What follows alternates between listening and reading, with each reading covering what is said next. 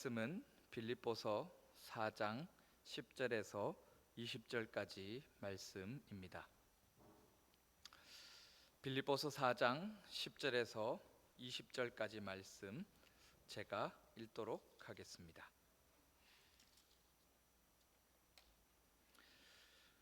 내가 주 안에서 크게 기뻐함은 너희가 나를 생각하던 것이 이제 다시 싹이 남이니 너희가 또한 이를 위하여 생각은 하였으나 기회가 없었느니라.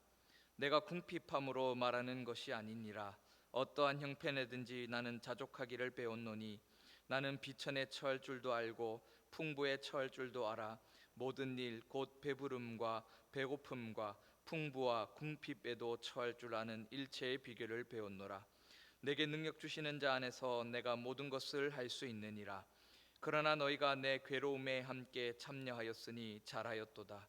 빌립보 사람들아, 너희도 알거니와 복음의 시초에 내가 마게도냐를 떠날 때에 주고 받는 내 일에 참여한 교회가 너희 외에 아무도 없었느니라.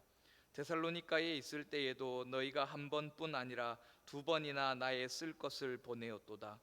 내가 선물을 구함이 아니요 오직 너희에게 유익하도록 풍성한 열매를 구함이라. 내게는 모든 것이 있고 또 풍부한지라. 에바브로디도 편에 너희가 준 것을 받음으로 내가 풍족하니 이는 받으실 만한 향기로운 제물이요 하나님을 기쁘시게 한 것이라. 나의 하나님이 그리스도 예수 안에서 영광 가운데 그 풍성한 대로 너희 모든 쓸 것을 채우시리라. 하나님 곧 우리 아버지께 세세 무궁하도록 영광을 돌릴지어다. 아멘. 평안하셨습니까? 네. 오랜만에 홀파 설교를 하니 많이 떨리네요. 네, 오늘 본문이 기록되고 있는 상황은 먼저는 첫째는 바울이 감옥에 갇힌 상황이라는 겁니다. 그리고 둘째는 빌립보 교회가 박해 가운데 처해 있다라는 것이고, 셋째는 에바브로디도가 빌립보 교회의 심부름으로 바울에게 가다가 병에 걸려 죽게 된 상황 가운데서 이 빌립보서가 쓰여졌습니다. 쉽게 말하면 모든 것이 꼬이고 꼬일 대로 꼬여서 해결될 실마리조차 보이지 않는 그런 바닥에서의 상황에서 오늘 이 빌립보서는 기록되었습니다. 길은 보이지 않고 답답하고 막막한 상황이 바로 이 빌립보서가 기록될 당시의 상황이라는 것이죠. 상황이 이렇다 보니 오늘 본문 16절에서 데살로니가에 있을 때에도 너희가 한 번뿐 아니라 두 번이나 나의 쓸 것을 보내었도다라는 말과 같이 이제는 그들이 바울이 전도 여행에서 혹은 전도하는 곳에서 쓸 비용을 감당하지 못하고 있는 상황이었습니다. 이전까지는 그들이 열심을 다하여서 바울이 전도하는 일을 위해서 쓸 때에 그의 쓰임을 위해서 매달 선교 헌금을 보내고 있던 그런 상황이었죠. 그러나 상황이 이렇게 복잡해지다 보니까 빌립보 교회도 그것을 감당치 못하는 상황이 되었습니다. 이런 상황에서 빌립보 교회는 마음을 아파하며 또 그 바울은 그런 빌립보 교회를 바라보면서 안타까워하는 그런 상황이 바로 이 빌립보서의 상황이었습니다. 더욱이 당시 시대 배경 속에서 친분이라는 것, 그러니까 우리가 무엇인가를 함께하고 있다라는 그런 하나의 지향점을 향해서 나아간다라고 한다면 무엇인가를 함께하는 어떤 공동체로서 결속된 생명을 같이 하는 친구 사이라는 것을 무엇을 통해서 드러냈냐면 바로 물질을 주고받느냐라는 것을 통해서 결정했다 하는 것입니다. 그러니까 바울이 사역을 하는 데 있어서 빌립보 교회가 물질로 돕는 것은 그만큼 빌립보 교회와 바울의 사이가 피를 나눈 사이와 같다라는 것을 드러내는 것이었습니다. 따라서 빌립보 교회가 물질을 나누지 못한다는 것은 바울과 빌립보 교회가 자칫 갈라졌다라는 것을 보여주는 것이 되기 때문에 바울은 그런 빌립보 교회의 모습을 보면서 안타까워하고 마음 아파했던 것입니다. 그래서 바울은 빌립보 교회를 향해서 이렇게 말합니다. 너희가 첫날부터 이제까지 복음을 위한 일에 참여하고 있다라고 1장 5절에서 말합니다. 그러면서 그들을 향해서 복음을 위한 일을 위해 힘쓰고 있는 빌립보 교회를 바울은 칭찬하는 것이죠. 그러면서 바울은 자신이 감옥에 갇히게 되면서 오히려 그 일을 통해서 그리스도가 전파되는 일이 많아진 것을 감사하고, 또 바울은 이와 같은 맥락에서 복음을 위한 일을 감당하는 모든 자를 존귀히 여길 것과 그리스도 예수 안에서 하나님이 위에서 부르신 부름의 상을 위하여 달려갈 것을 다시 한번 빌립보 교회를 향해서 격려하며 부탁했습니다. 그러나 이 시대 가운데서 여러 사람들이 그리스도의 십자가의 원수로 행하는 일이 있었기에 바울은 눈물을 흘리며 빌립보 교회를 향해서 너희는 제발 그러지 말아라. 너희가 지금 참여한 일, 너희가 지금 행하고 있는 일에 전심전력해라 라고 말합니다.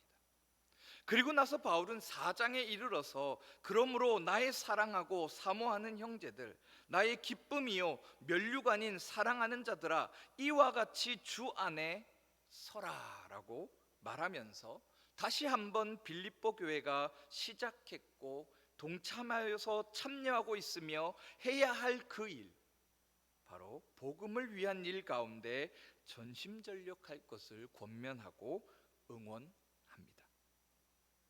오늘 본문 10절은 이렇게 기록합니다. 내가 주 안에서 크게 기뻐함은 너희가 나를 생각하던 것이 이제 다시 싹이 남이니 너희가 또한 이를 위하여 생각은 하였으나 기회가 없었느니라. 그러면서 바울은 오늘 본문 10절에서 이렇게 말하면서 의미심장한 주제를 던집니다. 그것은 복음을 위한 일이 무엇인가 하는 것입니다. 지금까지 바울은 빌립보 교회가 복음을 위한 일에 잘 참여하였다고 칭찬했습니다.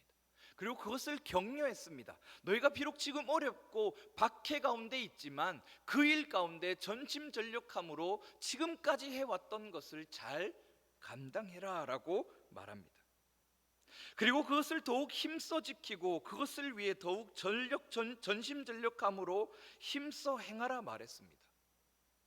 그런데 정작 복음을 위한 일, 하나님이 부르신 부름의 상을 위하여 달려가야 할 표대는 어디인가라는 것에 있어 바울은 편지의 제일 마지막 부분에서 그것을 다루고 있다 하는 것이죠.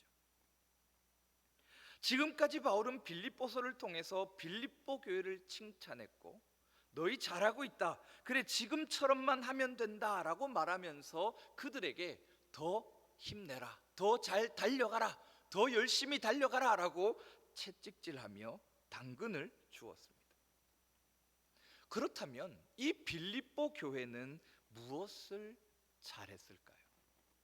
그것을 오늘 본문이 너무나도 잘 보여줍니다. 바울은 빌립보 교회를 향해서 그래 너희 지금 잘하고 있어, 너희가 잘하는 것은 바로 바울 자신의 사역에 관심을 가지고 함께 동참하는 것이야 라고 바울은 칭찬합니다. 얼마 동안 빌립보 교회는 박해로 인해서 바울의 사역에 사실 동참하지 못했습니다. 사실 바울이 감옥에 갇혔을 때 그들이 에바브로디도를 보내면서 바울을 위로하려 했던 것이 좌절되어 버리면서 빌립보 교회는 어쩌면 주춤했을 수도 있습니다. 이게 아닌가? 우리가 무엇인가를 행하려 하는데 지금 하나님의 일을 하려고 하는 그때에 하나님이 막으시는 건가? 라며 그렇게 들었을 수 있습니다. 이런 모습을 바울은 너희 잘하고 있다, 그러니 더 잘해라, 더 해라 라고 격려하며 응원하며 칭찬했고, 바울의 편지를 받고 빌립보 교회는 10절이 말해주는 것처럼 다시 바울의 사역에 관심을 가지고 물질적으로 돕기 시작했다 하는 것입니다.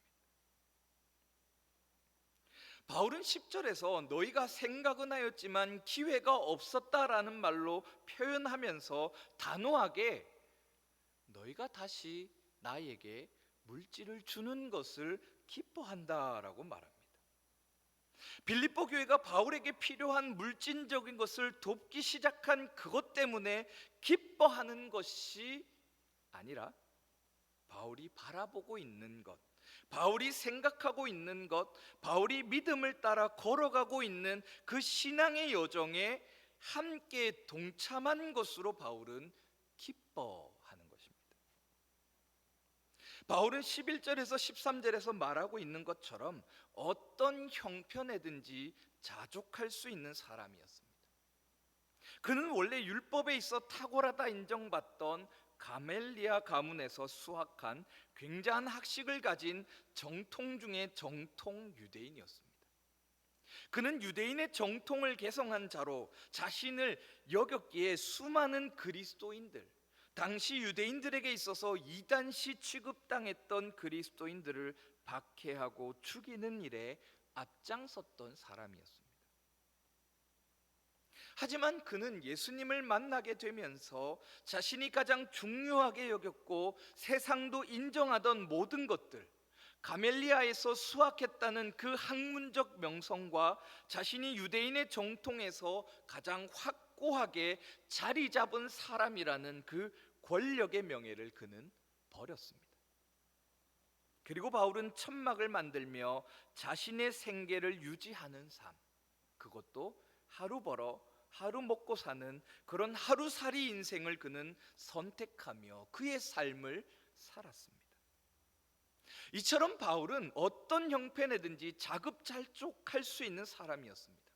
12절에서 13절과 같이 나는 비천에 처할 줄도 알고 풍부에 처할 줄도 알아 모든 일 곧 배부름과 배고픔과 풍부와 궁핍에도 처할 줄 아는 일체의 비결을 배웠노라 라고 말하는 것처럼 심지어 내게 능력 주시는 자 안에서 내가 모든 것을 할 수 있느니라 라고 고백한 그의 고백은 실로 굉장한 고백이었습니다.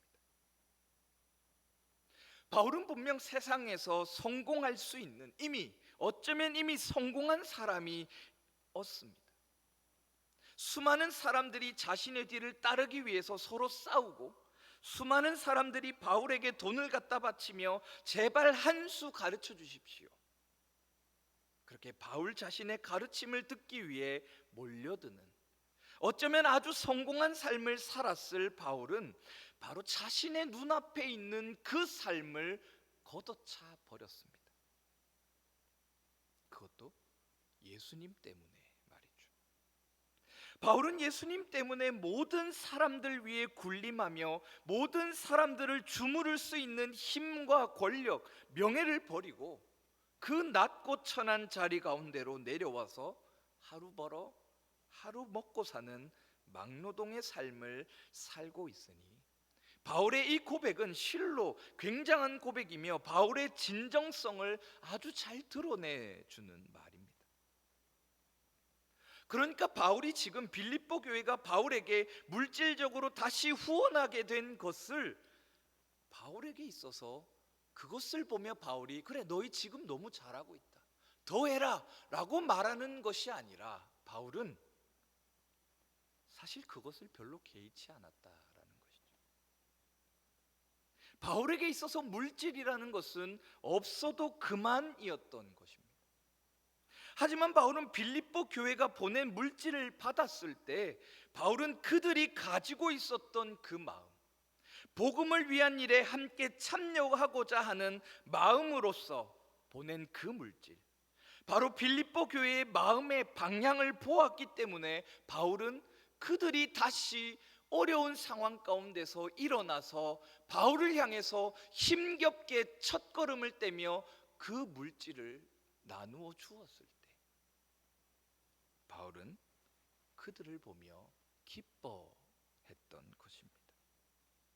그래서 바울은 10절에서 너희가 나를 생각하던 것이 이제 다시 싹이 남이니 내가 주 안에서 크게 기뻐한다 말하고 14절에서 그러나 너희가 내 괴로움에 함께 참여하였으니 잘하였도다 라고 칭찬하며 18절에서 이는 받으실 만한 향기로운 제물이요 하나님을 기쁘시게 한 것이니라 라며 그 빌립보 교회의 행동을 칭찬하고 있는 것이죠.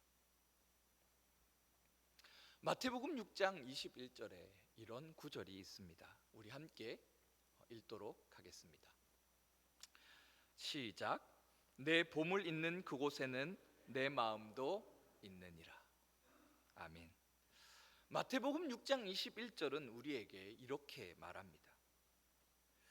너의 보물이 있는 그곳에 너의 마음도 있다라고 말이죠. 이 말씀은 제자들이 기도를 가르쳐 달라고 요청했을 때 예수님께서 그들에게 주기도문을 가르치신 후에 등장합니다. 그리고 예수님은 하나님께서 눈을 만드신 목적을 설명하시면서 눈은 몸의 등불로서 그 눈이 온전하면, 그 눈이 깨끗하면 그 눈은 온몸을 깨끗한 곳으로, 빛이 있는 곳으로 그를 인도하게 될 것이지만 눈이 어두우면, 눈이 침침하면 그 눈은 온몸을 더러운 곳으로 인도하는 것과 같다 말씀하시면서 하셨던 말씀이 바로 오늘 이 마태복음 6장 21절의 말씀입니다. 즉 마태복음 6장 21절은 너의 마음이 어디를 향하고 있는지, 내가 무엇을 향해서 살아가고 있는지, 내가 지금 현재 어디에 위치해 있는지를 무엇을 통해서 볼 수 있다 말하냐면 바로 너의 보물이 무엇인가 하는 것을 통해서 알 수 있다라고 말합니다. 과연 너는 하나님께서 물질을 주신 것을 따라 그 물질을 사용하고 있느냐? 하나님께서 명예와 권력을 주신 것을 따라 그것에 합당하게 그것들을 사용하고 있는가 하는 것을 예수님은 이 비유를 통해 말씀하셨다 하는 것입니다. 그렇다면 여러분들의 보물은 무엇입니까? 그리고 그 보물을 여러분들은 어디에 사용하고 계십니까? 아마 자본주의 시대를 살아가는 우리에게 있어서 아주 당연하게도 우리에게 보물은 뭐니 해도 머니입니다. 돈 없이 아무것도 할 수 없는 시대가 바로 이 자본주의 시대이고, 다르게 말하면 돈이 있으면 뭐든지 다 할 수 있을 것 같은 시대를 살아가는 것이 바로 우리의 현실입니다. 따라서 돈이라는 것은 우리에게 아주 중요한 하나의 가치 결정 기준이며 아주 중요한 보물과 같습니다. 그렇다면 질문을 조금 바꾸어서 여러분들은 돈을 어디에 사용하고 계십니까? 주로 여러분들은 돈을 무엇에 사용하시며 무엇을 위하여서 돈을 소비하고 계십니까? 이것이 오늘 본문에서 바울이 빌립보 교회를 향해서 칭찬했던 이유입니다. 바울이 빌립보서를 써서 빌립보 교회에 보내면서 그들을 응원하고 격려했던 이유입니다. 그들이 그렇게 힘들고 어려운 상황 가운데서도 그들이 자신의 몸 하나 건사하기 힘든 그 핍박의 시기 속에서도 그들이 바울의 그 걸음을 위해서, 바울이 하고 있는 그 하나님을 전하는 그 복음이 전파되는 일을 위해 바울에게 물질을 보내었을 때 바울은 그런 그들의 마음을 바라보았기에 10절에서 내가 주 안에서 크게 기뻐함은 너희가 나를 생각하던 것이 이제 다시 싹이 남이니 너희가 또한 이를 위하여 생각은 하였으나 기회가 없었느니라 라고 말하며 그 빌립보 교회의 심정을 헤아리며 그들을 향해서 칭찬하는 것입니다. 그들이 박해당하는 상황 가운데서 자신에게 물질을 후원하며 복음을 위한 일에 참여하고자 했던 그 빌립보 교회의 마음을 바울은 알았기 때문에 자칫 바울이 물질을 주지 않았던 빌립보 교회를 향해서 너희 제대로 하지 못하냐 하고 꾸짖는 것처럼 보일까봐 바울은 자신이 어떤 형편에든지 자족할 수 있는 사람이라 말하며 자신이 지금까지 걸어왔던 그 삶의 여정을 함축적으로 말해주며 빌립보 교회의 마음을 헤아려주며 그들을 위로하고 그들을 향해 칭찬하며 그들을 향해 격려하고 있는 것입니다.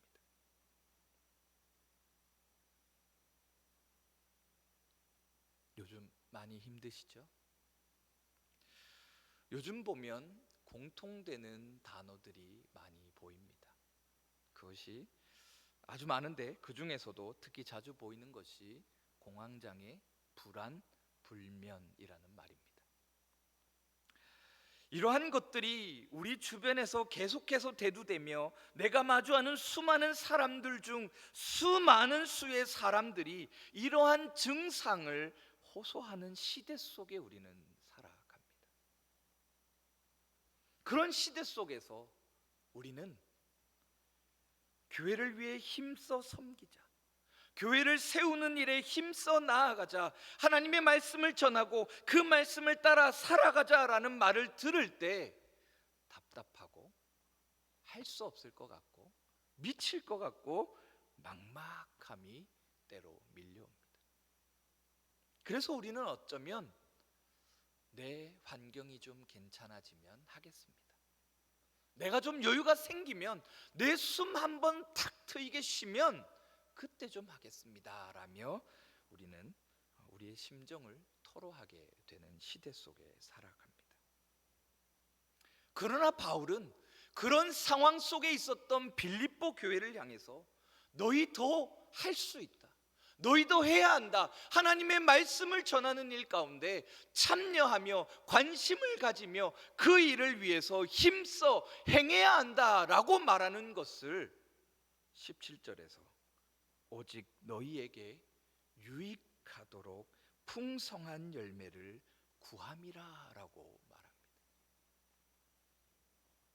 하나님의 백성으로서 하나님의 나라를 위해 살아가는 것, 그것은 바울에게 있어서 당연한 것이었습니다. 이스라엘 백성들이 가나안에 들어가서 그들이 하나님의 백성으로서 가나안 땅의 이방 신들을 섬기지 않고 이방 사람들과 같이 상종하지 말고 온전히 하나님의 백성으로서 하나님의 뜻을 따라 살아가는 것은 당연한 일입니다. 하지만 그 당연한 일이 때론 힘들고 어려우며 불가능해 보일 수 있습니다. 그때 바울은 얘기합니다. 포기하지 마라.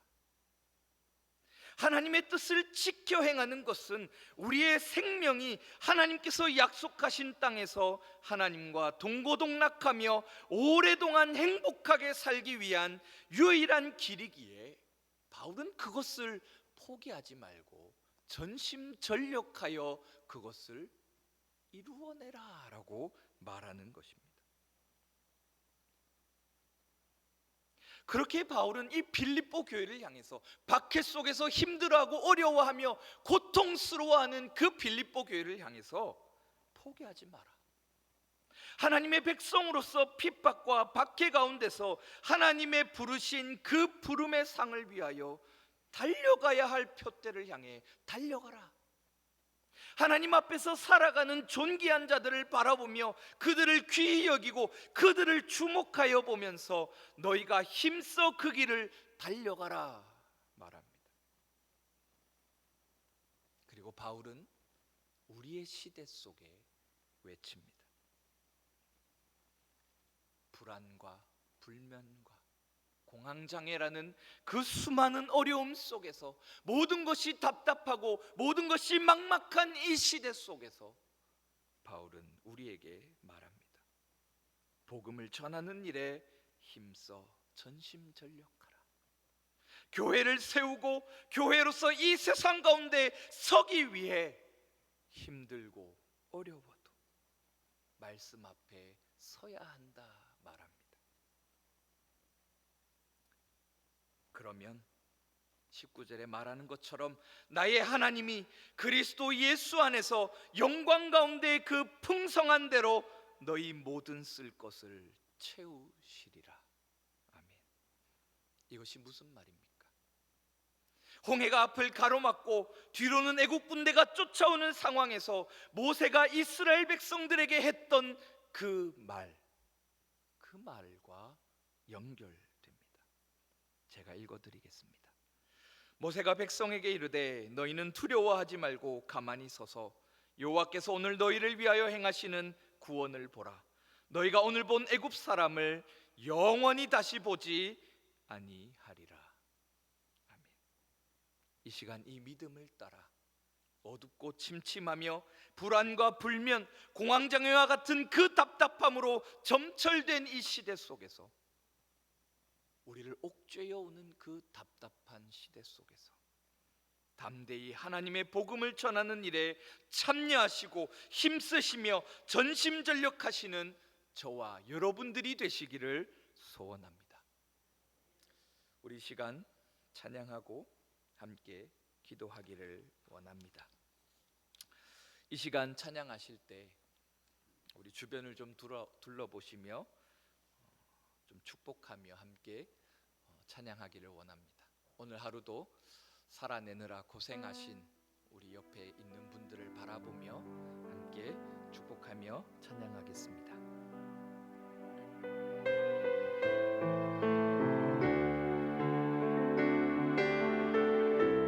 때로는 너의 앞에, 때로는 너의 앞에 어려움과 아픔이 있지만 담대히